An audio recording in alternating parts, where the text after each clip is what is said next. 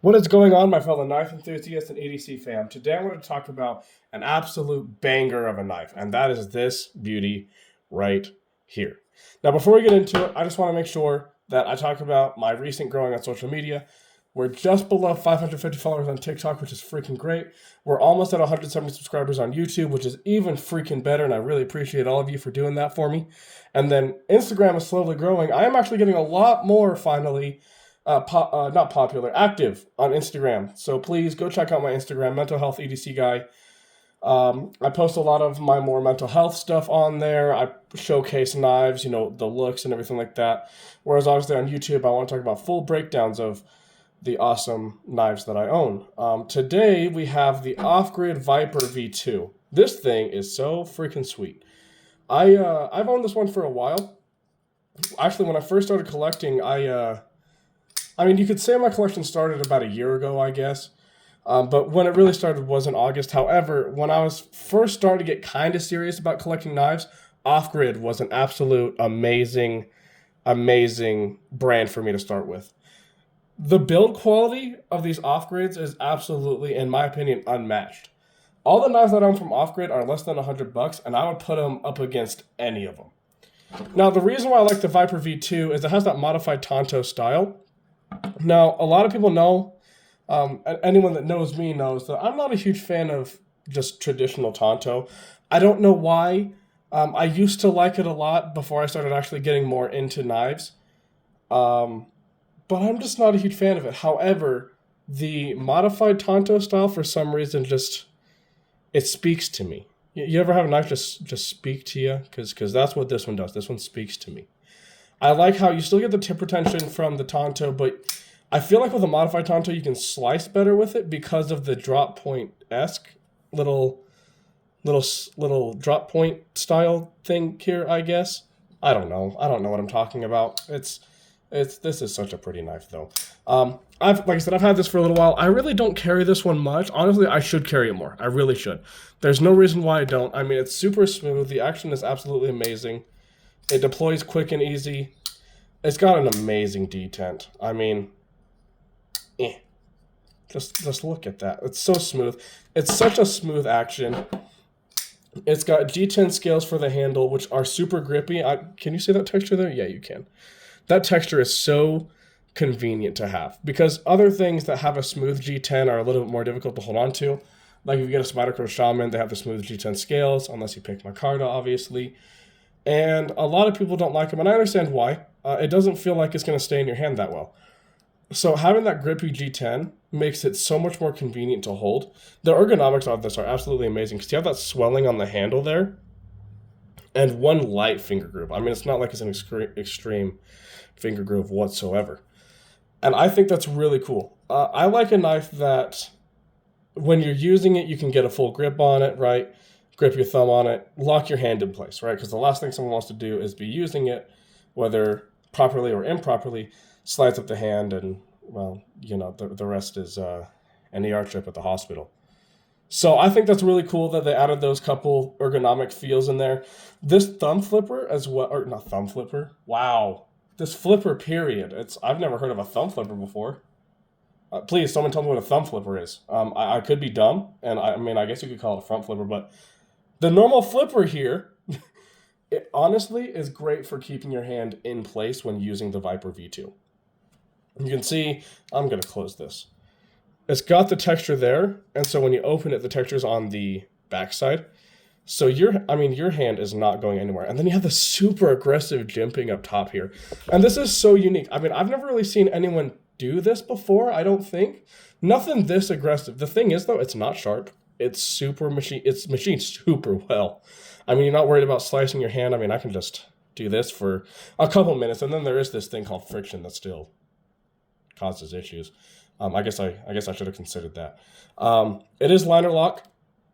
I've never had this liner lock fail. It's got a great locking face. It doesn't engage too much. Super easy to disengage, period. This thing is just so... It's way smoother. It's way smoother than a $100 knife should be. I mean, I'll sit and fidget with this for multiple minutes.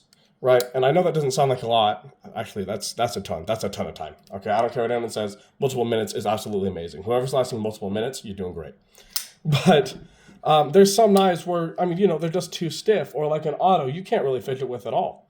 So something that's like just a normal flipper that you can just consistently keep flipping, I think it's a W in my book. 100% a W in my book. That's just me though. It is 154 cm steel. Absolutely amazing steel, especially for the price range. I mean, there's some knives that I see going for like $300 with 154 cm, and it really bothers me. And I'm not gonna talk about the certain brand that it is. It rhymes with Lenchwade, specifically their TCO version. I don't know. It really bothers me when you have a cheaper steel. I don't want to call it cheaper, but it's a cheaper steel, and you're charging premium prices for it, right? Something that's like $300, in my opinion, should have at least like S30V. I could be wrong in that opinion, but that's just my freaking opinion. So I don't know what to tell you if you disagree. Except tell me I'm wrong in the comments, I guess. Boost the interaction. I like that idea. Argue with me in the comments if you disagree. But no, this knife, I really need to carry it more. Like I said, I've had this for a while. My first off-grid was the Rapid Fire, which is like the recurve style blade. And that one is an absolute unit. And I think off-grid as a whole really needs to be recognized more, because they are doing such a fine job over there. It's all USA made, and they are doing absolutely just great work. I mean, like I said, all the knives I own from off-grid are less than $100, and I feel like that's a little underpriced. I haven't put any of these knives through like a stress test in any way. I haven't tested like tip retention. I haven't even sharpened this one yet. I normally sharpen every single one of my knives. I just haven't sharpened this one yet. I don't know why. I've chosen not to. Speaking of sharpening, random question while we're sitting here chatting about the Viper V2. Do y'all want to see more sharpening videos like I did before? I never really listened to them, which I probably should have. Are they too loud? Do people like them? That seem to gain some pretty popular feedback on my account, but I didn't want to be murdering people's ears or be having to talk over a piece of diamond shaving down my edge. So I kind of stopped doing those, but if people like them, I'll do them again. I mean, it was fun. I enjoyed doing it. It helped me learn. It helped me also teach other people. So, I mean, if y'all want it, I'll give it to you. But I just want to know. I gotta say, the Work Sharp Sharpener is absolutely amazing, in my opinion. I wouldn't pick any other sharpener currently right now. I have thought about getting into like just like whetstones for something more of like a fixed blade, because the Work Sharp that I have is not the one that tilts. I believe that's the Pro. I have the Elite. The Elite doesn't tilt, and so for some fixed blades it's a little bit harder, especially when you have like this big 7 to 8 inch K-bar. Makes it a little bit harder to sharpen something like that. So I am kind of thinking about getting a couple whetstones and learning how to sharpen on those. And I know you can get some wicked edges with those. I've seen it. My grandpa used to use whetstones all the time when I was a kid. That's how he would sharpen the knives. But yeah, okay. Anyways, back to the Viper V2. I love how I just go on random tangents, and this is probably why I only have 170 subscribers on YouTube. That's fine. It's fine. We're good. No, I really like the. I believe this is a hollow grind, I think, or flat grind. I believe it's actually a flat grind. I love the grind on this. Now, when it comes to grinds, I've really been thinking about going towards from like a more Scandi grind recently. I just like how much strength there is behind the edge. It's going to take a lot longer to dull, but at the same time, I never actually owned one, so my assumptions on that could be way off, which I don't think they are, but they could be. But no, this thing is... If there was one knife that I had to recommend anybody, first off, anything off-grid. Anything off-grid I'm recommending. But this one specifically, if you want something that looks tactical but also still has slicing capabilities and penetrating capabilities, I'm recommending this. It's because I think the reason why I like it is I like spear point a lot. Like my hinderer that I recently purchased that I carry every single day is a spear point style. And I really like that one. So with the modified Tonto, I guess it's not like a drop point hybrid. Now that I think about it, now that I actually use my 3 brain cells that I have, it's actually more of like a spear point Tonto, which is really weird to me. how am I just having this realization? I've had this knife for almost a year, and I am just now realizing that a modified Tonto is basically a triangle spear point. I am dumb. I am so sorry that you guys had to listen to me come to that realization on camera. You know, I really wish that I would have just prepared myself and thought harder in my freaking brain and said, hey guys, I like reverse Tonto because it reminds me of spear point. But no, instead, I gotta sit here and talk to you for 10 minutes and act like I'm a dumbass, and then realize that I'm not. Well, I guess I am for taking this long to realize. I'm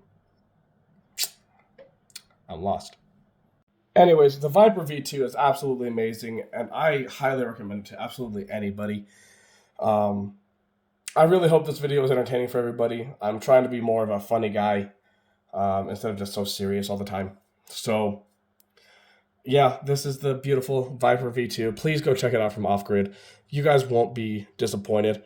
One of their mottos, because I was looking up when I was talking about the rapid fire, I was looking up their website to see exactly what made the knife unique, and they had mentioned the coating and the black G10 scales it had, and they literally said because it's fucking cool, and I think that's really awesome. So there's that. But I really like a company who's like genuinely honest and understands what their product is and appreciates their product. So check out this awesome Viper V2 if you ever get the chance. I don't think you'll regret it. I haven't regretted it. Like I said, in fact, I need to carry it more. So thank you guys so much for watching. Make sure to follow me on Instagram and TikTok. Make sure if you're not subscribed to me on YouTube, to subscribe to me on YouTube. Drop me a comment, drop me a follow, drop me a like. Tell me I'm stupid. Tell me my tattoos are pretty. Here, let's get a quick look at the tattoos here. Right? Tell me ignore this one. Actually, let's just do this one. Tell me my tattoos are pretty.